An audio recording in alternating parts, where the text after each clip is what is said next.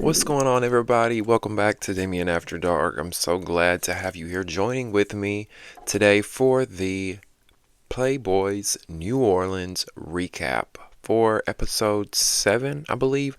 I believe it's episode 7 that we are on. My apologies. I know it's a little late for this recap. It's Thursday. The episode came out Sunday. I'm so sorry. I will work on that. I will work on trying to get these episodes out sooner. Playboys New Orleans is probably like one of my least watched topics, least watched videos, so it's not like a priority compared to my other videos.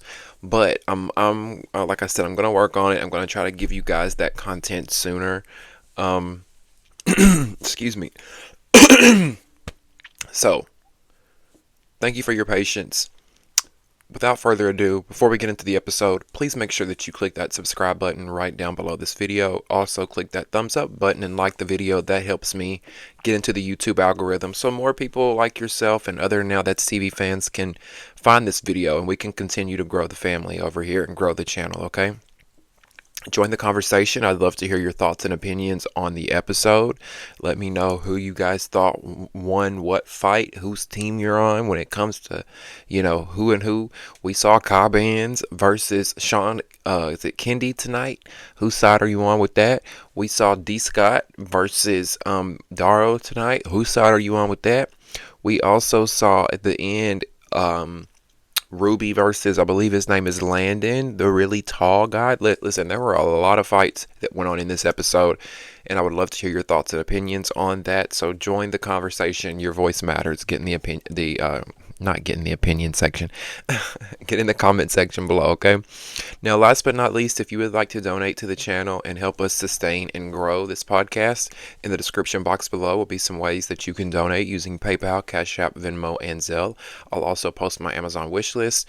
Please be mindful that if you leave a super chat via YouTube will take 50% of the money that you donate to us creators, okay?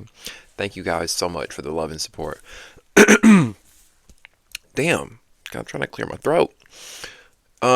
So this video will probably be a little shorter, only because I don't have many notes, y'all. I've got like barely a page of notes. Usually I've got 2 to 3 pages of notes when I do recaps, but there really wasn't a lot going on. I guess because there were so many fights and we're really just focusing on the fighting. I really didn't get as much to talk about. Now, if I'm missing something that y'all wanted to talk about or that you thought should have been brought up, leave me a comment, put in the comment section, because we can continue the conversation after this video in the comment section. So leave me your thoughts and opinions if there's anything that I didn't cover, okay?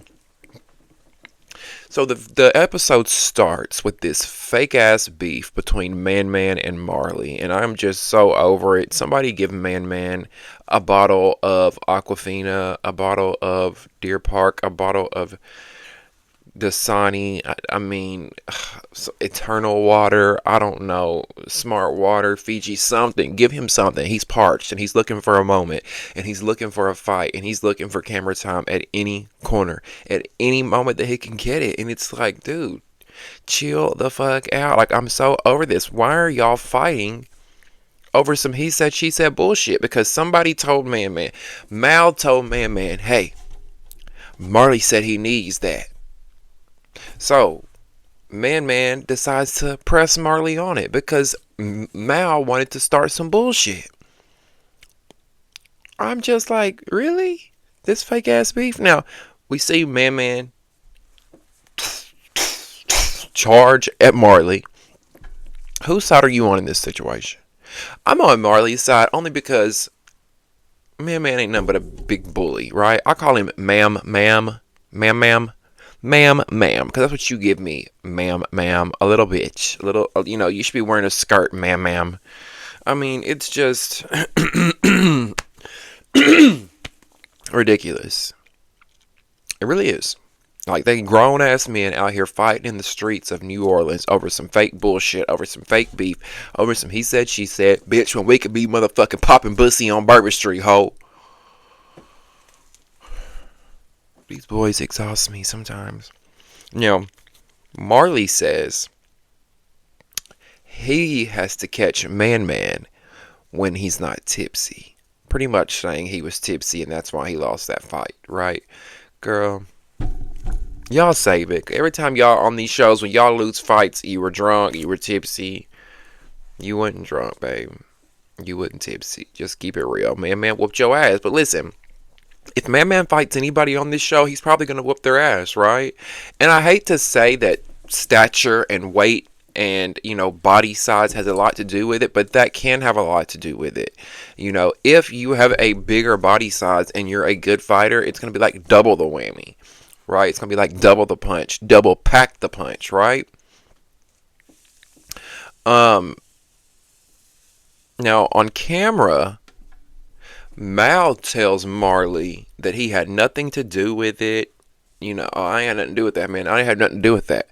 But in the confessional, Mal, you were eating it up. That, oh, that was me. I instigated. I stirred the pot when it came to that.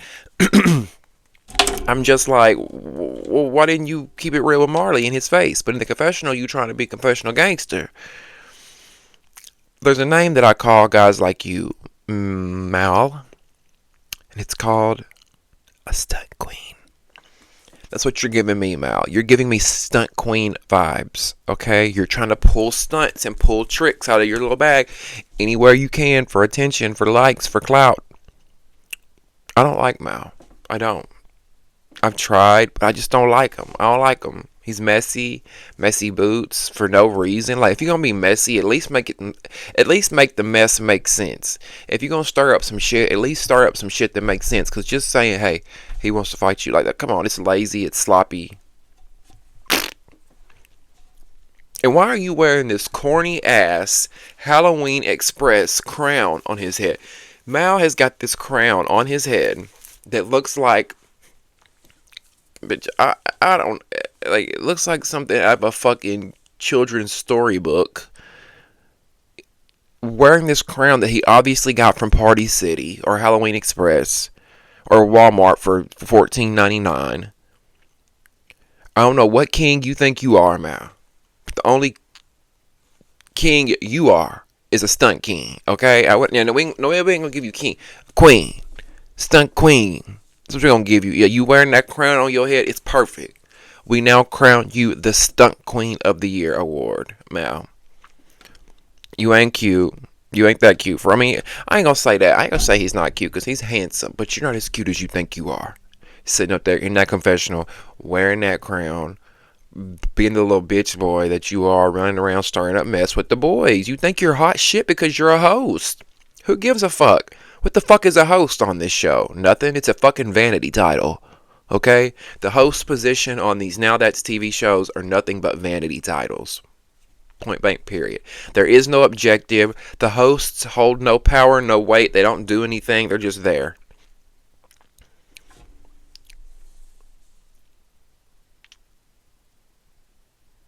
Now,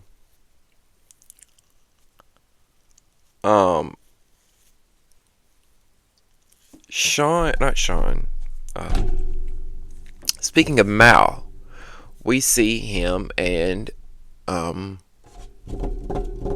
Marley get into it, right? After Marley fights Man, he has an issue with Mal because Mal is the one who stirred all this shit up. And he's like, what the fuck? You started all this shit. So they want to get their one-ins. They want to get their little fade going on. And they start fighting, right? They start fighting. They start getting their one in. And all of a sudden, here comes Casper. Casper the Friendly Ghost, aka Sean Kendi. Sean, we ain't really seen you do shit since episode 1. We ain't heard you say a word since episode 1. And now, all of a sudden, episode 7, you want to swing on Marley when him and Mal are fighting. Oh, that's his cousin. That's my cousin. That's my cousin. Child, save it. Alright, Meatball and Tinkerbella. Y'all ain't cousins. Please. Save the bullshit. But Sean Kendi, I guess, decides, he wants to step up and make his voice heard. He wants to have his moment. So as Marley and Mal are fighting, he runs up to help his cousin out and swings on Marley. And, Sean says, why would you swing on Mal? Like, he's a host. And I'm just like, who? What? Who gives a fuck if he's a host? And if he's a host, why is he there if he's not eligible to have his head rocked? Because isn't that the premise of this show? Isn't that the point of this show, to get your head rocked, to fight? So if you can't fight, why are you here? Just because Mal's a host don't mean he can't get this work. Now, Sean versus Kai Bands, that was a good fight, right? Because after Sean ran up on Marley, Marley went to Kai Bands like, you didn't have my back, you didn't defend me, you didn't run up on, So Kai Bands goes up to Sean and he's like, why did you run up on my boy Marley?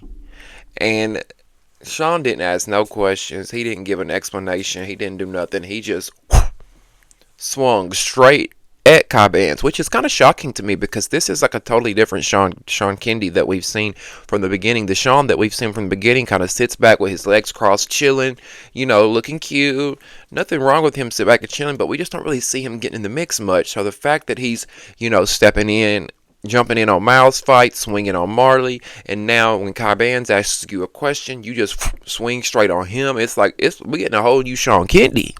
Did somebody put a bug in your ear, Sean? Did producers put a battery in your back? What happened, boo? Sis, what happened?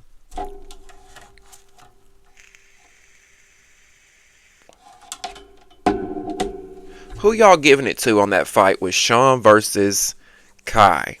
Because at first I was going to give it to Sean, right? But then I realized after the fight, Sean had his mouth was busted, and Kai, yet again, no bruises, no scratches, no cuts, no nothing. So I said, wait a minute, let me watch that fight again. And when I watched it again, and when Now That's TV played it in slow-mo, I said, oh, I got to give that to Kai. That Kai, that's a I told y'all, we're no longer calling him Kai Vans. He's now referred to as Kai Hands, because he got them hands, okay? And Kai got braces. Kai got braces, and everybody he fights, he busts their mouth wide open. He said it tonight, like you got a packet of ketchup, busted ketchup in your mouth, right? So everybody Kai fights, he busts their mouth open. He got a good aim to just, and I think it's because he be fighting these dudes that are taller than him, and he just swinging straight up and boom, busting them straight in the mouth. And he got braces. How y'all not clocking Kai in the mouth and busting his mouth? And he got braces. I don't know. That was a good fight. I have to give that one to Kai though. But Sean was getting in there. Sean was getting in there. Now Man wants to fight Marley again, because Man saw Marley and Mal fighting, and he was like, why are y'all fighting? I want to get my lick in. I want to get my lick in. Man feels like, why are you fighting Marley, Mal? I should be fighting him. This is my fight, right? Even though this is a fight that Mal orchestrated. Mal's the one who needs his ass to whoop. He's the one who started up all this shit. Now, but it does just look like Man wants to fight for no reason. That's the way it looks. I mean, even at one point, Isaiah had to tell him, just calm down, chill out. Man's like, well, these boys have been fighting all day. Why can't I get my fate in? Because it's a fake beef, Man. There's no real beef there. That's why. Man is mad that they're trying to lock him in this room, corner him in a room, keep him in there, keep him from fighting. But it's like, there's really no reason for you to be fighting, you big thirst queen. You big stunt queen thirst bucket. Sit down. Sit your ass down and drink some milk. Damn.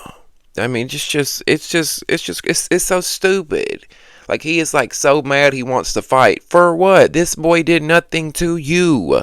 Y'all are such catty little queens looking for drama and looking for fights for no reason. Go argue with your mama. Argue with yourself. Look in the mirror and argue with your goddamn self. Shit. Oh.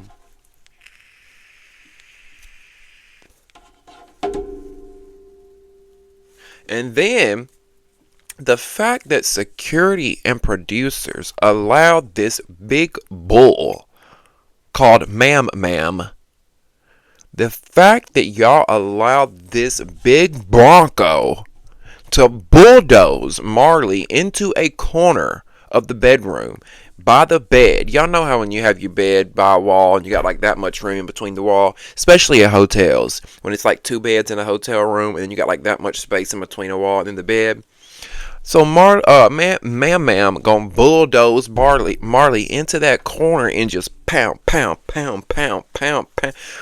on this boy. Now, granted, Marley's not the smallest guy either, but Man, you are way bigger than him. Anybody that you fight in that house, ma'am, you're going to bulldoze. It's just straight up bully to me. Like, fight. I want to see him. You know who I like to see Man fight? Fight Jonathan Wright. That's who I want to see Man fight. Fight Jonathan Wright from Bad Boys Club on Zeus. Fight somebody your own motherfucking size. I want to see Jonathan Wright clean your ass up, ma'am. Because what I think Man really does is he uses his weight to corner you, and then his blows aren't even blowing like that. It's really, but it looks vicious because he uses the weight to push you into the corner, and then the blows are sloppy. I want to see Jonathan Wright fuck you up one good time. I thought that was wrong that the production actually allowed that. Producers should have been on that. They let him get way too deep in that with Marley. Producers should have been on top of that one. I call Ma'am the big bad bully. Ma'am, that's your name. Ma'am is the equivalent to Billy Barbie on South Central Baddies. Y'all know Billy Barbie? She does the same shit. If you notice, Billy Barbie, she's like Ma'am size damn near. They use the same tactic. Bulldoze. And then, which, I mean, there's no rules in fighting, right? You gotta fight how you can fight. And if that's if that's your superpower, which is, using your weight to bulldoze, it is what it is. But pick on people your own size. These unnecessary ass, manufactured ass, fake fights for no reason. Bitch, you ain't putting me in the hospital for no $1.25, ho. The fuck? No, ma'am. So we know that Daro and D. Scott have an issue that stems from the nail salon when they were there getting their feet done.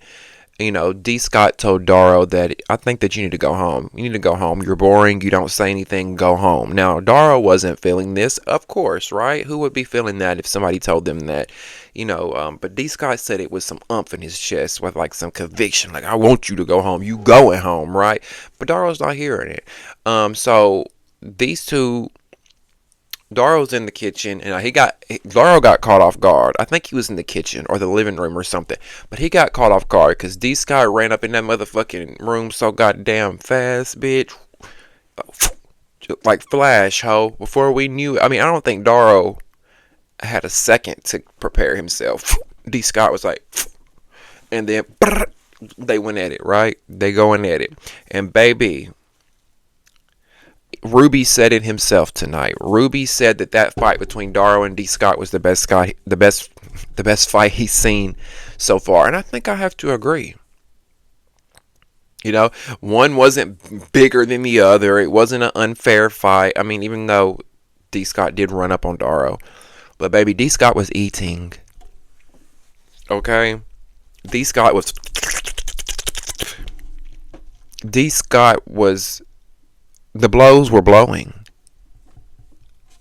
The blows were just blowing right after one after another. I mean, D. Scott took no breaths. It was just boosh, boosh, boosh, boosh, boosh, boosh, boo, boom, boo, boo, boo, boo, boo. I mean, he did not stop. And I mean, I gotta give it to Daro, because Daro was like, he was getting in there with him too.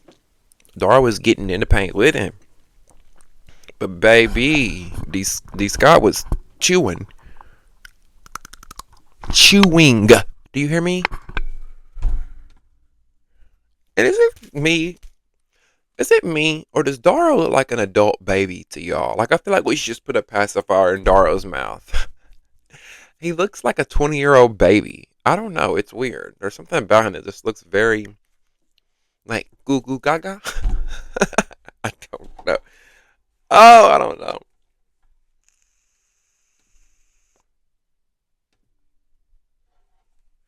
Now, the last fight that we see is Ruby versus Landon. I don't know, really, it kind of seemed random, but um,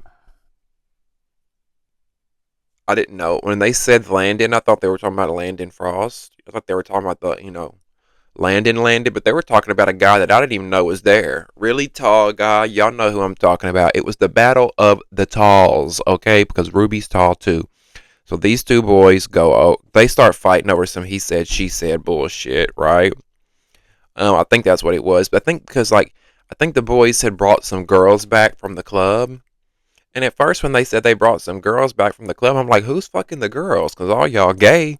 But then they said they brought some girls back from the club just to hang out with them. And I think either one of the girls or somebody was being messy and went back and told some he said, she said shit, or, so and so don't like you type shit. And that got Ruby and, it wasn't even he said, she said shit because Ruby admitted to saying it, that Landon didn't like you or something like that. So the boys start fighting. And the episode ends, and it's gonna pick up next week. Um, but it looked like old boy Landon was kind of throwing Ruby around. Ruby, they just be throwing you around in that house, baby. I think you need to go on and give it up. Wouldn't you gonna leave 5 episodes ago, Ruby? I guarantee y'all next week Ruby's gonna threaten to leave. I'm going home. I'm going home. I can't, because every time he get into a fight, he's going home. He's going home. He's going home. He's been in the most fights on this show. Yeah, whose side are you on? Ruby or Landon with that last fight? Team Ruby, Team Landon. Let me know in the comment section. And what about Daro versus D. Scott? Whose side are you on with that? Mm-hmm. And then what about Mal versus Man and Mal, or not Mal versus Man. I'm sorry, Marley versus Man and Mal versus Marley. We had like what, a total of 4 fights this episode? No, 5 fights, because we also had Cabans versus, I'm sorry, Kai Hands. Let me not disrespect him like that. Sorry, Kai. We have Kai Hands and Sean Fendi or Kendi, or whatever his last name is. They also fought. So I would love to know whose side you're on when it comes to that. Okay, so make sure you get in the comment section below. Join the conversation. Your voice matters over here.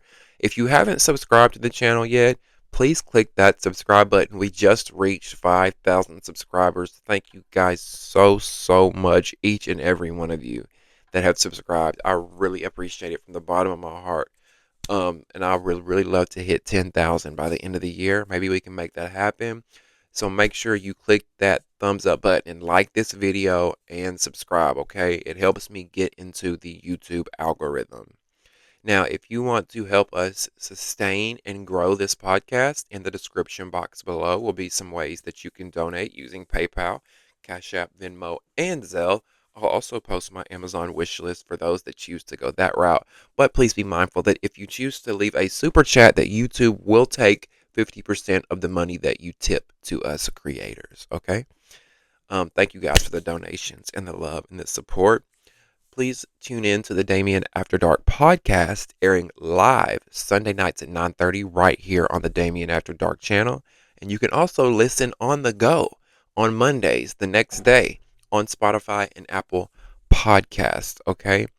Thank you guys again so much for listening and watching. I appreciate you, and I will see you Sunday night for the Damieon After Dark podcast. We'll see you soon. Love y'all.